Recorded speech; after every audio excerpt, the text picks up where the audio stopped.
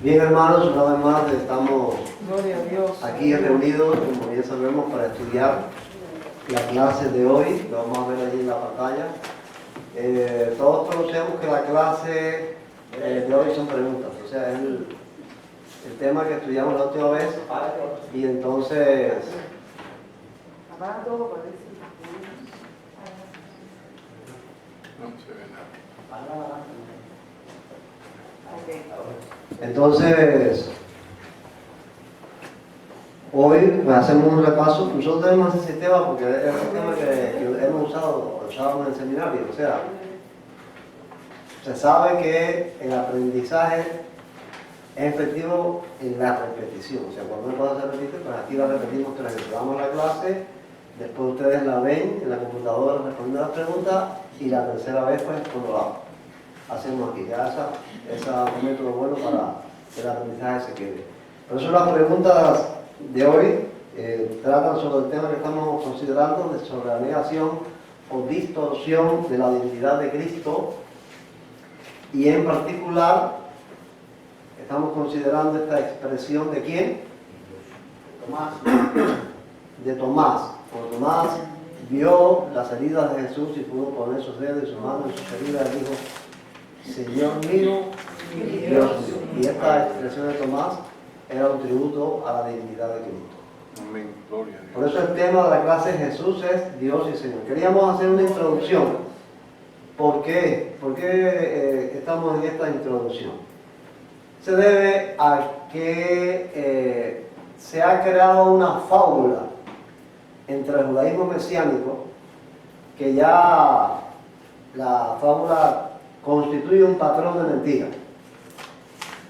Cuando en el Nuevo Testamento griego aparecen palabras o asuntos, temas que los judíos mesiánicos no aceptan, el patrón de mentira es ese de Roma. Eso lo introdujo Roma. El texto griego del Nuevo Testamento está contaminado por Roma. Ya eso es algo que cualquier cosa que se les ocurra decir, no, esa fue Roma. Ese fue la Iglesia Católica la que hizo esto.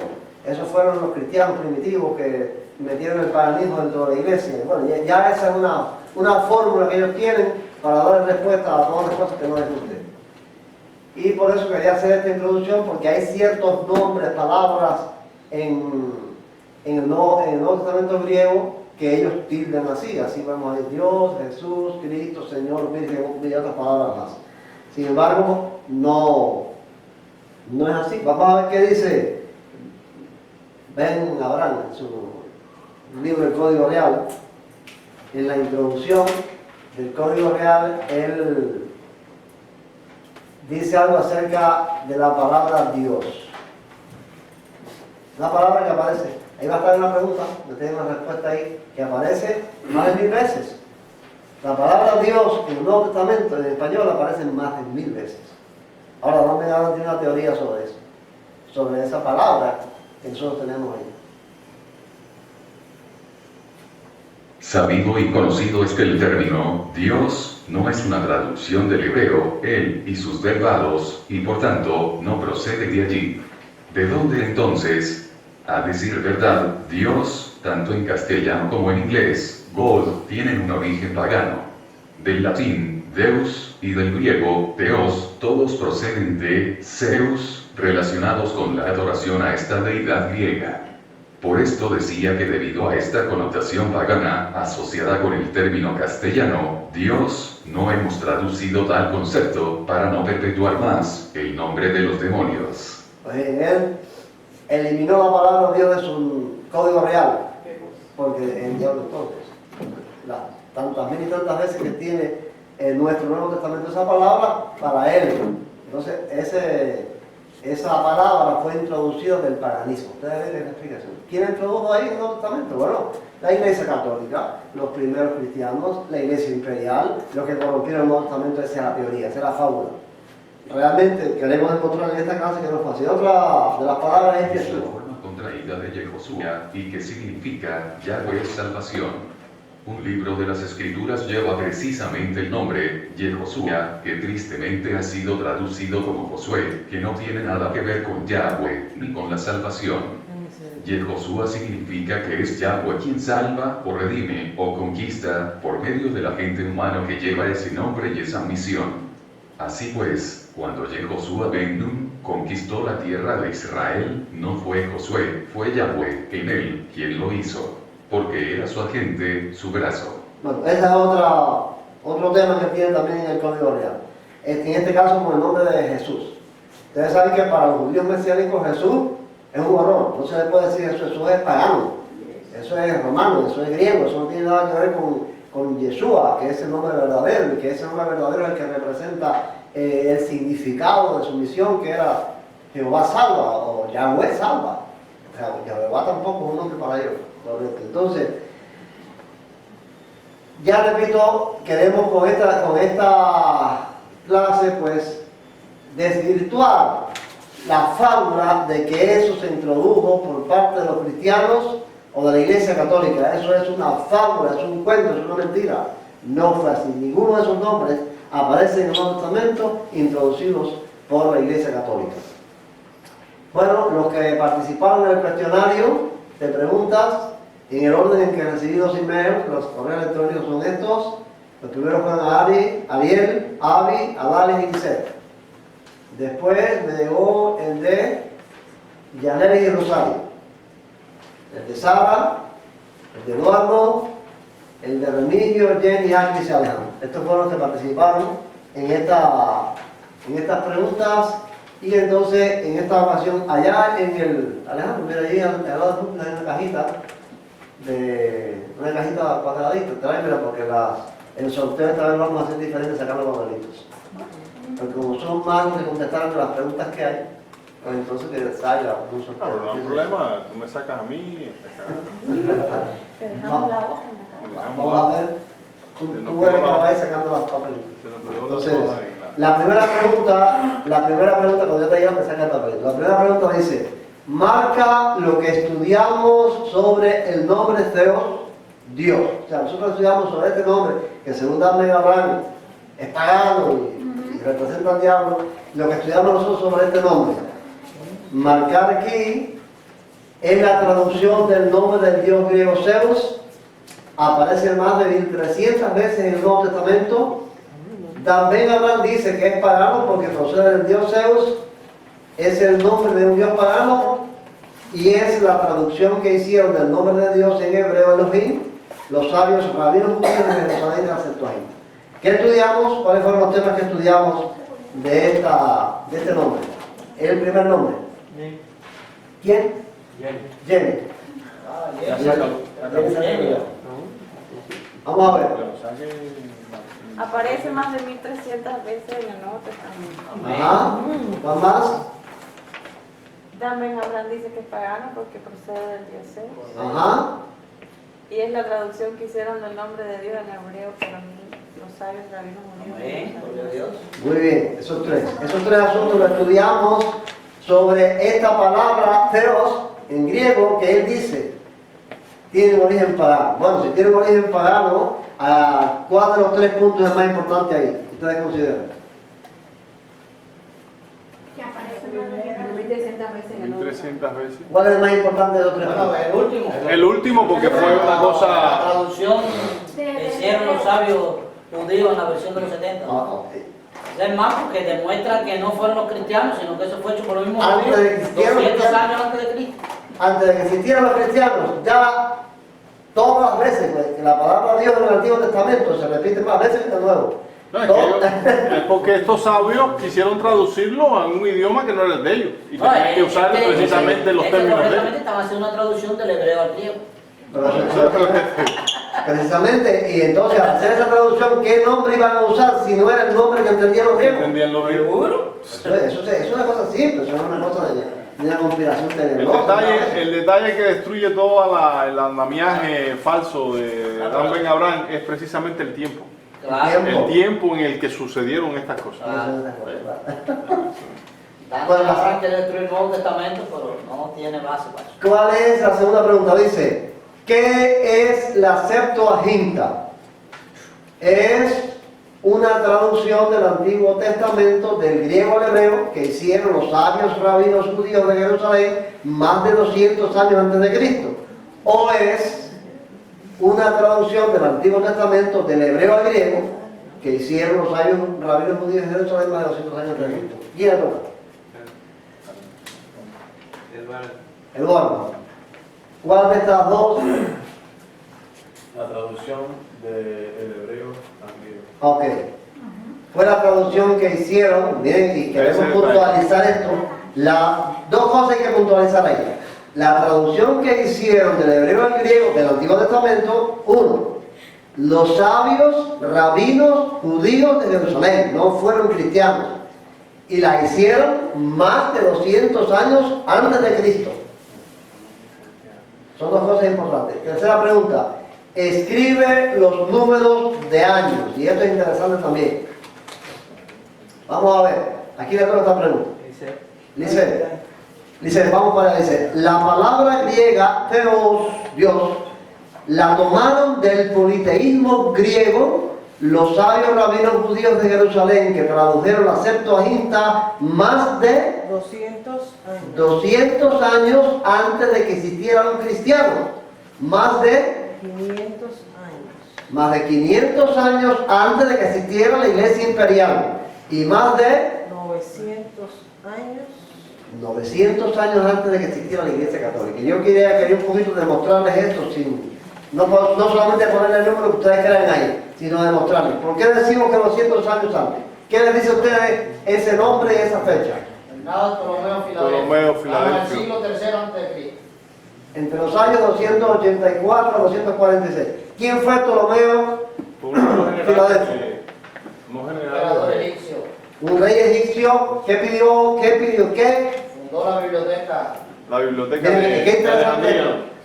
Y el faro del Nilo también. Bueno, Ptolomeo Filadelfo fue un rey de Egipto, amante de la cultura, que fundó la biblioteca de Alejandría, con 1 millón de volúmenes. Este rey le pidió a los judíos que le hicieran una traducción de los textos hebreos al griego para él también tenerla en su biblioteca. Y esta petición es el resultado, o tuvo como resultado la Septuaginta.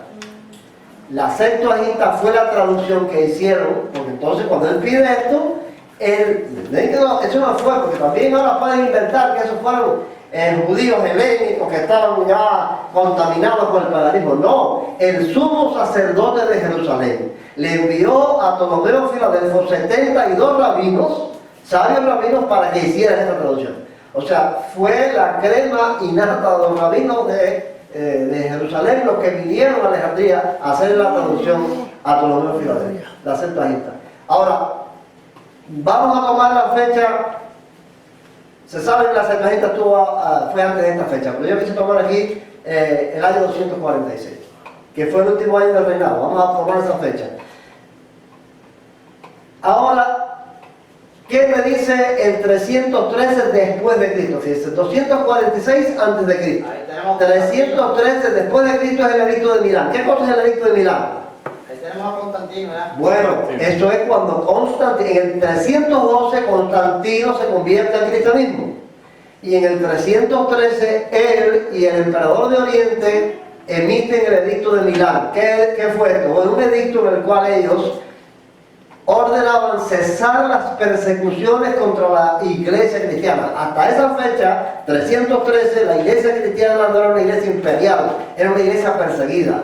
Constantino y el emperador de Oriente se ponen de acuerdo y dicen, vamos a suspender las persecuciones, y a la iglesia cristiana se le reconoce como legal dentro de las demás religiones que había, paganas o judías.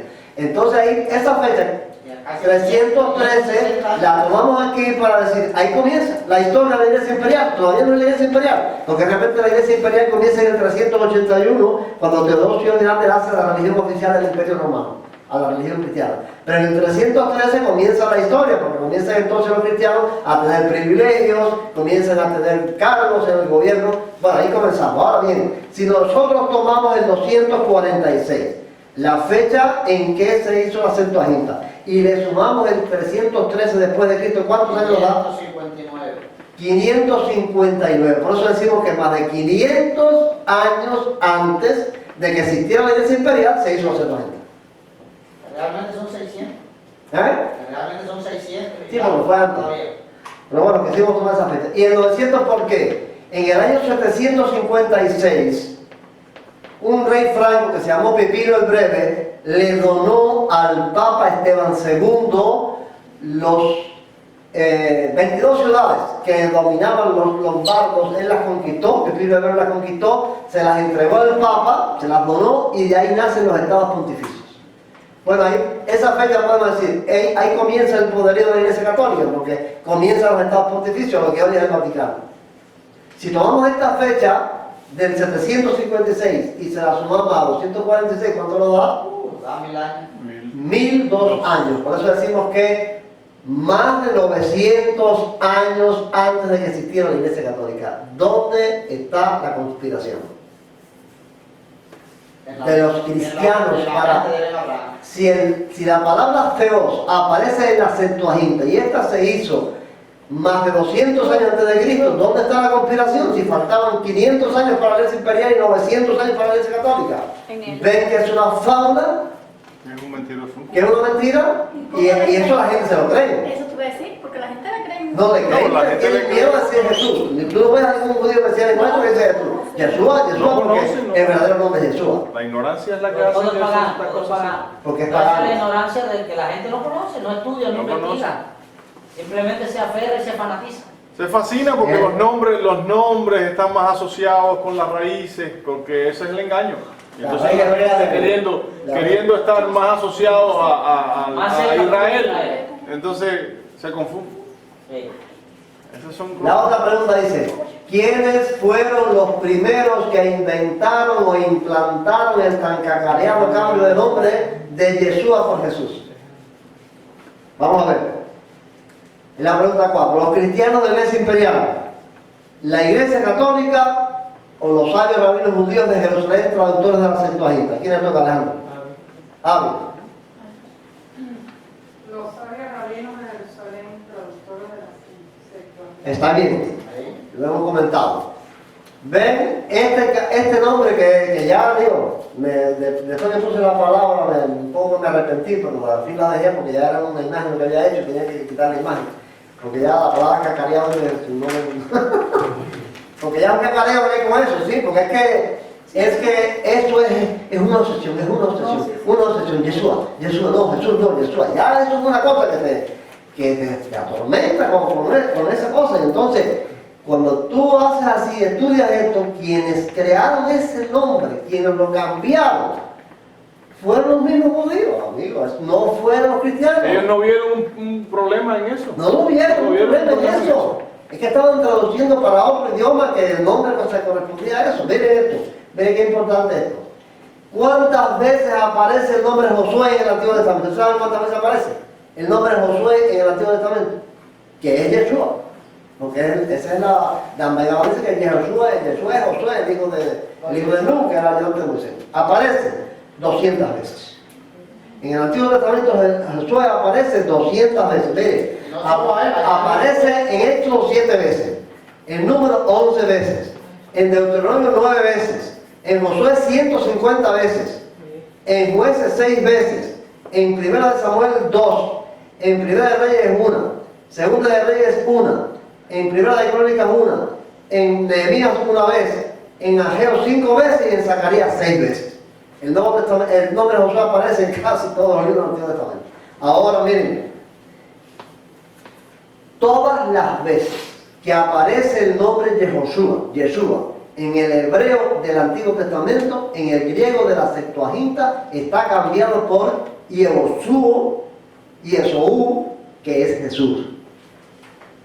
Eso yo me tuve el trabajo de buscarlo en la Septuaginta, porque ustedes saben, todo esto está en internet hoy. La traducción de la Septuaginta, interlineal de la Septuaginta del hebreo, del griego al español, está, al inglés, está y es fácil de encontrar estos textos. Todas las veces que el nombre Josué, Yeshua, aparece en el Antiguo Testamento, en el hebreo, en la Septuaginta está Jesús. Qué gloria. Yeshua. Eso es bonito. Es bendito porque la centralidad de Cristo a través de la historia que apuntaba al sacrificio de Cristo estaba hecho ahí, movido por ellos mismos. Movido por ellos mismos. Entonces, ¿no? Entonces, ¿dónde está la conspiración? ¿Dónde está el introducir este nombre pagano dentro del Nuevo Testamento? Si eso estaba en el Antiguo Testamento. De ellos por ellos mismos. Escribe la palabra que falta. ¿A quién le toca?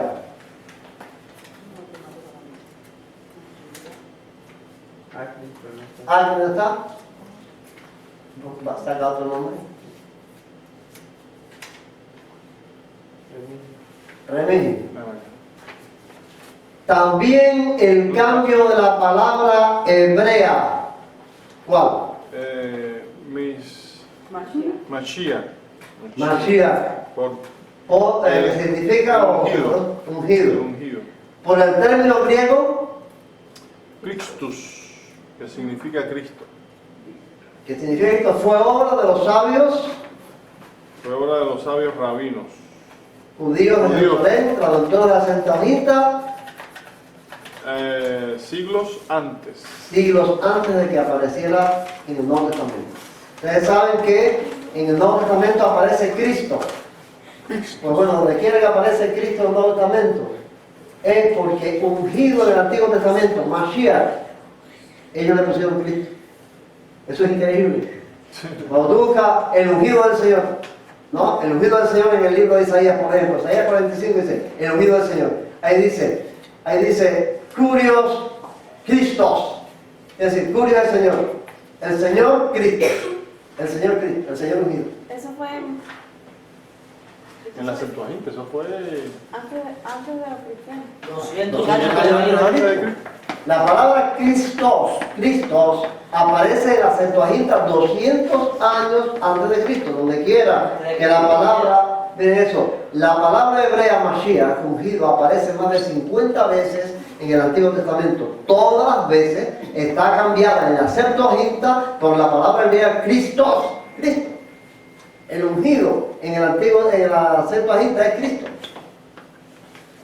La palabra Cristo no apareció ahí en el Nuevo Testamento por obra de los católicos, es que existía ya antes. ¿Entendiste bien? ¿Comprendiste? Sí, yo que estaba acordándome de que un comentario de dónde había salido la palabra cristiano. Cristiano. No, fue en Antioquía que le llamaron por vez primera cristiano. Cristianos, seguidores de Cristo.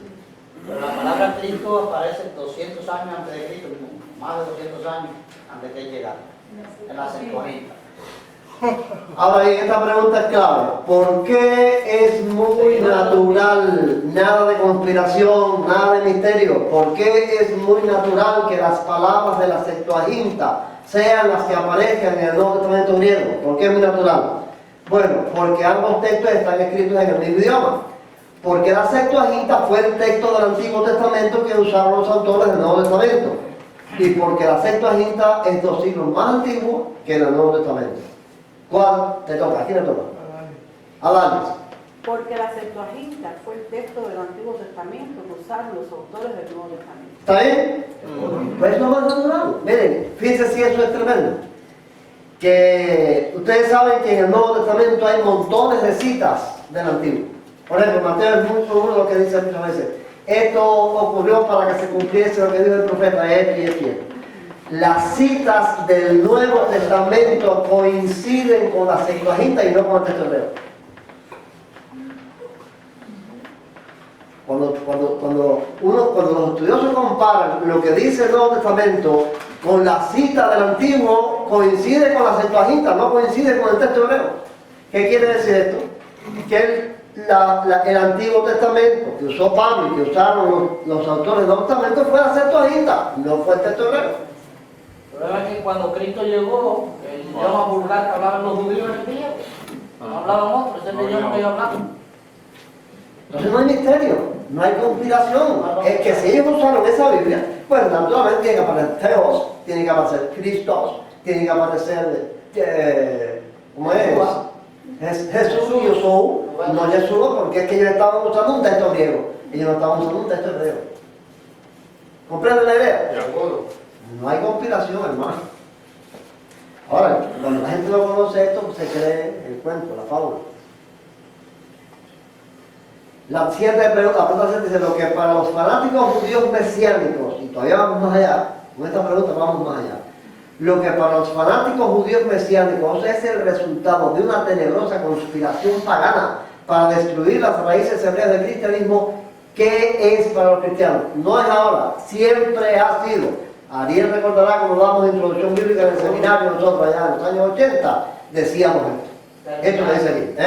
Cuando se estaba terminando el Antiguo Testamento, esa era la última clase. Esa es la última providencia clase. de Dios. El último tema que se daba para entrar al Nuevo Testamento. Una providencia de Dios. Provisión de Dios.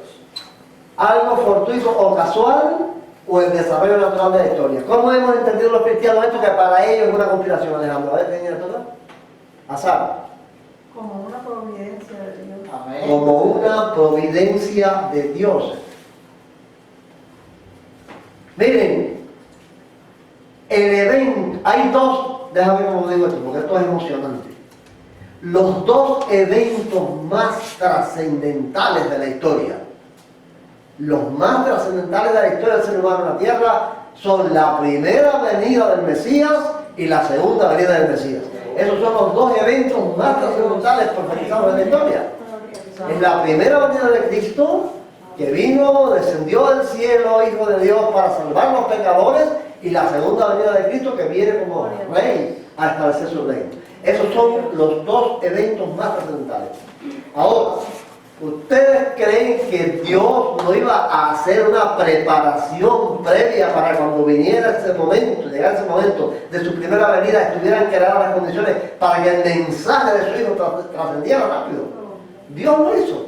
Por eso es que hemos visto lo que cuando estudiamos esto, no sé, alguien me puede ayudar en esto, hay una serie de hechos. Uno de ellos es esto, que el idioma griego, miren, en el año 300 y tanto antes de Cristo, Alejandro el Grande conquistó todo el mundo conocido de aquel tiempo y llevó el idioma griego a todas las naciones conquistadas, y el idioma griego se hizo el idioma universal. Nunca ha ocurrido eso más en la historia, ni antes ni después.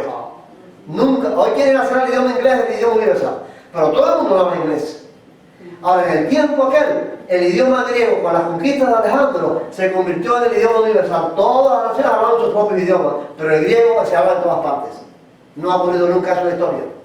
Eso nunca más ha ocurrido en la historia. ¿Ven? Entonces, dice, bueno, los historiadores que no son ni cristianos dicen que Roma conquistó el mundo militarmente y políticamente, pero culturalmente Grecia conquistó a Roma, porque en todo el imperio romano se hablaba el griego. Eso fue casual. No pudo quitar, no pudo eliminar el idioma griego, no pudo eliminarlo. Fue casual eso. Es que todo estaba sostenido bajo ese idioma. El comercio, las negociaciones. No, todo porque se hacía a Alejandro, través de- Alejandro apareció así porque sí. No, todos estos fueron instrumentos de Dios. Dios estaba haciendo una preparación. El poderío de hierro de Roma también, el gobierno de hierro de Roma fue también una providencia. Una providencia. Roma llenó de caminos, Todos los caminos seguros. de carreteras, de postas de caballos, como decir una guagua hoy que lleva gente. Había postas que transportaban mensajes y personas a caballo por todas esas carreteras, por esos caminos que son Roma. Por esos caminos transitaron los prisioneros, llevando mensajes. El griego era el idioma que se comunicaban todos. Hubo una serie de hechos antes de que llegara el Mesías. El estado de la religión judía, la decadencia, fue también parte de ello. Ajá. Hubo una serie de hechos que hoy se ven a la luz de los siglos como una providencia de Dios para que el mensaje del Mesías se divulgara por todas partes del mundo, sin trabas. Esas condiciones nunca se han dado más en la historia. Por eso es que lo creemos así, que existiera la Septuaginta en griego. Fue una providencia de Dios. Vamos a ver. Escriba el número de orden que aparece en la clase de las 4 razones que estudiamos como demostración de que la traducción de la Septuaginta más de los siglos antes de Cristo fue una providencia divina. O sea, nosotros vimos allí que vimos 4 razones por las cuales demostramos que la Septuaginta existiera en griego 200 años, más de 200 años antes de Cristo, fue una providencia de Dios. Vamos a poner en orden eso. ¿A quién le toca? ¿A quién? A Rosario. Vamos a ver Rosario. De esos 4, nosotros que hay, ¿cuál es el primero? El número 1. El Evangelio fue traído para el mundo, no solo para los judíos. ¿Está bien? Miren qué importante. Esa es la primera razón. El Evangelio fue traído para el mundo, no solo para los judíos. Los judíos estaban incluidos, pero el Evangelio vino para el mundo. Ir por todo el mundo y predicar el Evangelio a toda criatura. Esa es una razón. La segunda. El mundo en el cual el Evangelio debía ser predicado en el mundo griego y romano de habla griega. Bueno, si el mundo ese que iba a recibir el Evangelio era el mundo greco-romano, de habla griega, no hebrea, no era una razón poderosa para que existiera la Septuaginta, para que el idioma en el cual se transmitía el Evangelio fuera el griego. Se quedaron la mano. El tercero. El Evangelio tuvo un crecimiento progresivo en los primeros siglos gracias a la Septuaginta. Ok, ese es el tercero. Si el Antiguo Testamento hubiera estado divulgado en hebreo, podía haber tenido la divulgación del Evangelio rápido entre ese mundo que era hablaba griego, hubiera sido una traba. Y la cuarta es, Gracias a la Septuaginta en griego, Pablo podría demostrar a judíos helénicos y a los gentiles que Jesús era Cristo. esa es la cuarta. Ustedes saben que el tema de Pablo era demostrar por las Escrituras que Jesús es el Cristo. ¿Jesús es qué? ¿Qué cosa es el Cristo? El ungido. Jesús es el ungido, Jesús es el Mesías prometido. Ahora, Pablo pudo demostrar eso a los judíos helénicos, es decir, a los judíos que se habían adaptado a la cultura griega, y a los gentiles porque tenían a la Septuaginta. Si es lo que tiene en la mano, un manuscrito escrito en hebreo, lo primero que tiene que hacer Pablo es traducirle a los griegos lo que decía en hebreo. Ahora, como él tenía la Septuaginta y las personas también tenían la Septuaginta en griego, pues él podía fácilmente demostrar, usar esas escrituras para demostrar que él era el Cristo, que Jesús era el Cristo. Y esa es una facilidad que creó el Espíritu Santo, que creó Dios como providencia para la divulgación del Evangelio. La pregunta 8. ¿A quién le toca? La pregunta 9 será. Ah, no, sí. Ariel, la pregunta 9. Solo el Fanatismo. ciega los ojos y no permite ver eso en la Historia.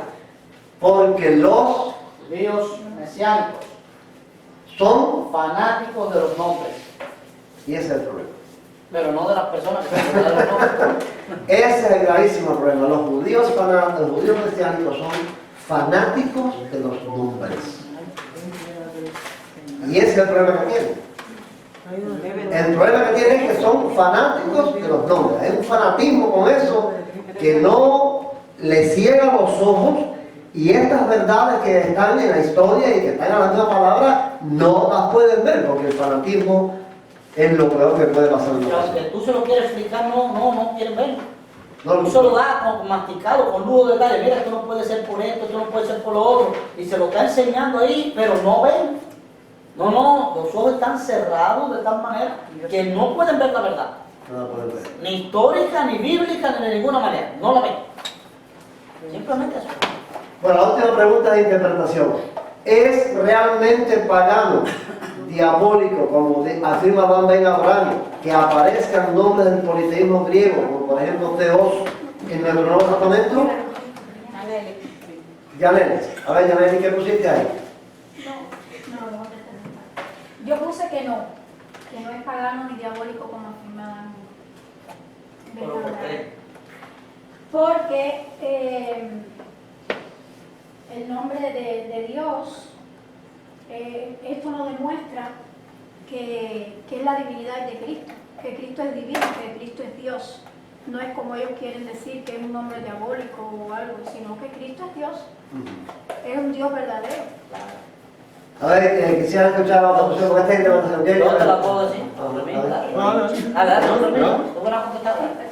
Bueno, que no, ya lo hemos tratado en la clase, no, es el resultado de que era el idioma conocido, tenía que traducirse de manera que las personas lo pudieran entender. No es una cuestión ni diabólica ni nada, sino una cuestión circunstancial. Claro, siempre. Voy con otra razón yo. A ver, dime. Bueno, el problema, aparte de eso que ellos han dicho, es que el nombre Teos, el griego, no se refiere a un Dios, sino es el título que se le da a la divinidad en griego. Entonces, como Dios es divino, ¿qué nombre le vamos a poner? Para traducirlo, tiene que ser Teos, que significa el título de una divinidad. Esa es la circunstancia. En el griego, eso no es el nombre de un Dios. Ahora, Zeus es el nombre de un Dios. Si en vez de poner Zeus, hubieran puesto Zeus, ya eso sí era un problema, porque ese es el nombre de un falso Dios. Pero Zeus o Theos era el título de la divinidad, fuera Zeus, fuera Minerva, fuera Marte, fuera el Dios que fuera. En griego, divinidad es Theos. Pues cuando fueron a traducir, Se está tratando de una divinidad. se estaba buscando la divinidad verdadera, como pusieron Theos, señor, ¿qué van a poner? A ver, ¿cuál es la idea? A ver, ¿qué pusiste tú en ese caso ahí?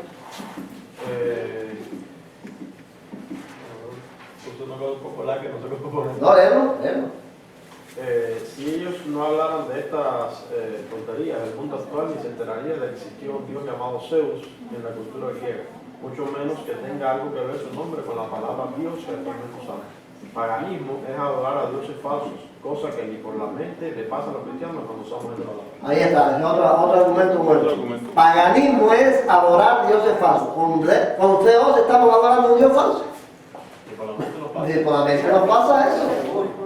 ¿Ves? A ver quién puso a Daniel ahí. No, yo voy segundo María. Lo mismo. Ah, lo mismo Daniel. ¿Quién más hizo algo? Pues lo importante de todo es que Sara. el nombre no es lo importante, sino la persona.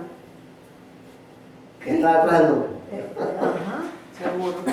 Es la persona, no es el nombre. El problema es que dan una gran forma todo este chanchullo, ¿tú sabes para qué? Para quitar la divinidad de Cristo del Nuevo Testamento. No, eso es Para hacer ver en todo esto que Cristo es un hombre y solamente un hombre. Ese es todo el problema de esto. todo el problema es, toda esta cosa es para decir Cristo no es Dios.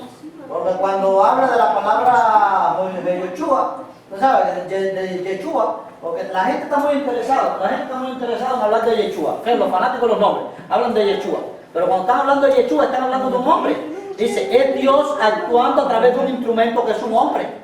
Es Jehová, ¿no? Actuando a través de él. Entonces, ¿qué? Cuando habla de Adoní o Adón, ¿sabes? Es un señor en minúsculo, igual que cuando nosotros ponemos señor en minúsculo a un hombre. Y cuando dice Adonai, entonces señor en mayúscula. Es la misma cosa. Ahora, pero ¿por qué tú usas eso? Para poner Adón donde quiera que va para decir, Dios es un señor cualquiera. ¿Sabes? No es un señor Dios, no, es un señor cualquiera. Entonces no le pone Adonai, le pone Adón. Adón o Adoní. O Adoní. Esa comparación que él hace con Josué, si Josué, a ver cómo digo esta, cómo digo. Si Josué el ayudante de Moisés, su nombre significa sumisión y el nombre de Cristo significa sumisión, Josué y Cristo son una cosa. La misma cosa, son hombres, el mismo Son hombres simplemente que tienen una misión de ser el brazo de Yahweh para hacer una obra. Porque el nombre significa a quien Jehová, salva, el medio que Jehová salva, algo así. Ajá, el medio por el que Yahweh salva. ¿No? Entonces, si Josué, hijo de Nun, fue el brazo que usó Yahweh para salvar a Israel, Jesús igual que Es el brazo que está usando ahora Yahweh para salvar a los no hay demás. diferencia entre Jesús y Josué. No hay diferencia. Son dos personas, dos hombres con la misma misión. ¿Ve? Entonces, por eso esto es importante. No es el nombre lo importante. Lo importante es la persona. Josué es una cosa, aunque se llame igual, Cristo se llama igual que Josué. Josué es un hombre y Cristo es Dios. Ellos también. las personas son las que están las que deben ser importantes. Para estos fanáticos, miren ustedes hasta dónde puede llegar esto. ¿En cuántos idiomas estará traducido el Nuevo Testamento del mundo? Tú que estudiaste traducción bíblica, ¿a cuántos idiomas? Unos cuantos idiomas. Miles. Miles de idiomas. Y dialectos. Y dialectos. Los idiomas y los dialectos. Idiomas y dialectos hay miles en el mundo en los que está traducido el Nuevo Testamento. A todos hay que ponerle Yeshua. No, todos hay que ponerle Yeshua. Esté en español, en inglés, en francés, en patuá, en lo que sea. El nombre hay que ponerle Yeshua, aunque la gente ni sepa qué cosa es eso. Cada dialecto y cada persona del idioma tiene el nombre de su Dios, imagínate. Lo más normal, yo le decía a la gente en la clase que cuando le fueron a traducir al guaraní, Tupac, porque es una palabra que ellos la entendían y la relacionaban, y entonces cuando ellos le pusieron Dios, en vez de ponerle Dios, le pusieron Tupac. Y yo tengo el nombre de este año, a la misma gente de mi trabajo, ellos hablan un idioma y yo le pregunté cómo se decía en el idioma de ellos, y una cosa así extraña que uno no sabe ni... Cuando le van a traducir la Biblia a esa gente, se la traducen con el nombre que ellos conocen. Y eso es un problema. Es una conspiración. Es una conspiración. ¿Cuál es la frasecita que dice Dan? Extraordinario. Como se me parece a Fidel, Lo que quiere que los seguidores, lo que le paguen aquí en Cubano. No, y vender el libro, es lo que quiere el libro. Yo pienso cada vez que veo estas cosas, lo que dice Pablo, que por ¿cómo es? Por ganancia deshonesta harán mercadería de vosotros. Estas son personas que tienen una mala intención y son capaces de engañar a cientos de miles de personas por ganar dinero. Pero no solo por ganar dinero, sino que tienen aparte del dinero, tienen la intención esa de destruir a Cristo, de destruir el Evangelio. Es una intención bien marcada que ellos tienen. Y detrás de todas esas intenciones humanas está el diablo haciendo una obra. Seguro. Debemos cada vez se transformará más en Dios y nos ayude. Y que, porque esto va creciendo, pero esto no es una cosa que se da de chiquito. Y cada día Este engaño va creciendo y cada vez son más y más los que están cautivados por estas enseñanzas. Porque, como dice Ramiro, crea una fascinación en la gente que les encanta conocer y saber. Y ellos se saben. ¿Por qué los hechos se están cerca del pueblo de Israel? Como decía bien en la clase pasada, que ella decía, no, pero lo que dicen es, a los judíos hay que hacerle caso. A los judíos, ellos son los que tienen la palabra de Dios, ellos son los que tienen los secretos, ellos son los que tienen la verdad. Y yo estaba oyendo a Sara, estábamos oyendo a Sara en la radio bíblico esta mañana. Y yo decía, Sara, lo que dice ahí es que los judíos están equivocados a decir. Lo que decía Esdras, estamos viendo a Esdras, al tema de Esdras. Y en la oración de arrepentimiento de Esdras, dice que ellos nunca le estaban bien. No me acuerdo qué palabra fue, pero en realidad mira lo que está diciendo ahí en la oración de Esdras. Nunca estuvieron bien. Él relata de cómo salieron, que apenas salieron y se hicieron un becerro de oro. Los judíos casi siempre han estado en el lado equivocado. Muy poco tiempo habían estado en el lado correcto. La bendición de los judíos es la gracia de Dios que se la ha ido a escogerlos para manifestar su nombre. La promesa que Dios le dio a Abraham. Esa promesa. Que Dios no es Dios que miente ni esa es la gracia en la que deben ellos regocijarse en el hecho de que Dios nos haya mirado. No haya mirado con esa misericordia. Pero por lo que han hecho ellos, Ezequiel lo dice claro, el profeta dice, no lo hago por vosotros, por lo de Israel, porque ustedes en el mundo lo que han hecho es afirmar mi nombre. Lo hago por mi nombre, para que no sean mancillados. Porque Él lo escogió. Gloria a Dios. O sea, que ellos no han sido dignos para representantes de la intención de Dios, sino han sido todo lo contrario. Todo lo contrario a eso. Que el Señor nos pide y nos ayude, hermanos, para seguir la verdad de la palabra. Amén. Lo que está en la Escritura. Amén. Gloria a Dios. Vamos a salir a dar la oportunidad de salir a tener un himno que pega con el programa y después terminamos con este himno para concluir. El problema es que yo no puedo ni cantar y Eduardo no se lo sabe tampoco. ¿Cuál es? Pero yo voy a leer. ¿Cuál es? Nueva vida. Como ese es el título pega con el programa, dice, nueva vida hay en Cristo cuando humilde me rendí.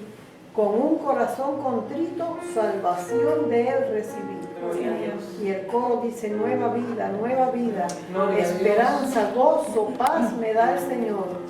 Nueva vida hay en Cristo, en verdad nueva criatura soy. Amén. Gloria a Dios. Nuevo amor hay en mi alma, nueva paz, nueva ilusión, nueva vida, dulce calma y un nuevo corazón. Las cosas viejas pasaron, todas nuevas hechas son. Para los que están en Cristo ya no hay condenación. Gloria a Dios. Cantamos y de noche Cantaremos celebrando su poder con alegría del corazón, como el que va con la flauta al monte de Jehová, celebraremos su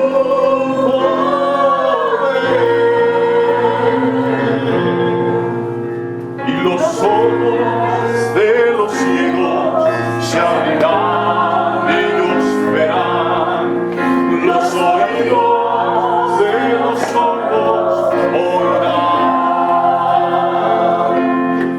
El mundo saltará, con el alma danzará, la lengua de los mudos